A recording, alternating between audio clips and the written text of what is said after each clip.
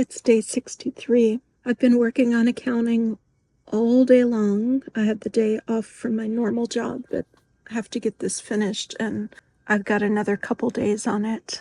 I mentioned a couple weeks ago that about my sister and that she has some disabilities, and that we took her to vocational rehab to see if she could get help with the job. And they send people with special needs to a psychiatrist to get like a analysis to see what's going on prior to them helping, so they can say, where she needs help. It's a lot worse than I realized. I just got the results this evening, and the vocational rehab woman asked me to call tomorrow, choosing not to share the results with my sister at this time, because the results are pretty bad, and I know she won't react to it very well. So the psychiatrist said a few things. He rehashed a lot of, the information that we already had, but he also added some things that he saw, and he did a new test that they give special needs people, and her cumulative IQ rests around 71, which a normal IQ is around 100 in the US. But he said that as far as math goes, she's really, really having a difficult time. She's in the 60s. Like, she cannot figure out math at all. And something about spatial reasoning. I don't really understand what this means, but spatial reasoning, he said, is really bad. She needs very simple instructions, but he said absolutely no math for her at all. She scores better in like verbal understanding, like in the 80s, even high 80s in some of the areas, but cumulatively with everything, her IQ is around 71. And none of that's really a surprise. We were kind of looking for a label, like, does she have autism? Does she have, what is the label of this, so we can get her disability and proper help?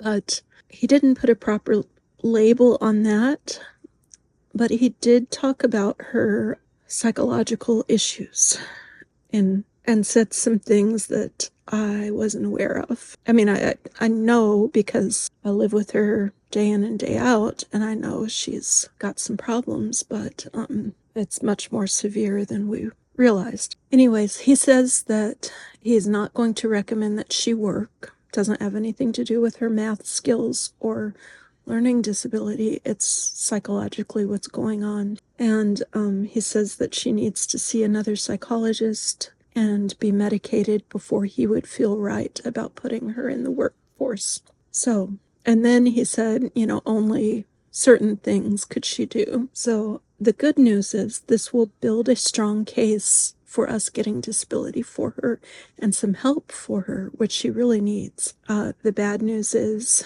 it's not as full of a diagnosis as I'd wished on the learning disability side. And I don't know if vocational rehab will help us anymore from here, or if they will just cut her loose and say, good luck. So the woman asked me to call her tomorrow, so I'm going to have to take a break during work and call her at some point.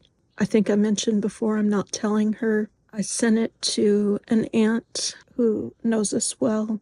I sent it to their pastor and asked just both of them not to talk with my sister about it until we are at that second psychology office, because there's no telling how she'd react. So that's where my mind is right now.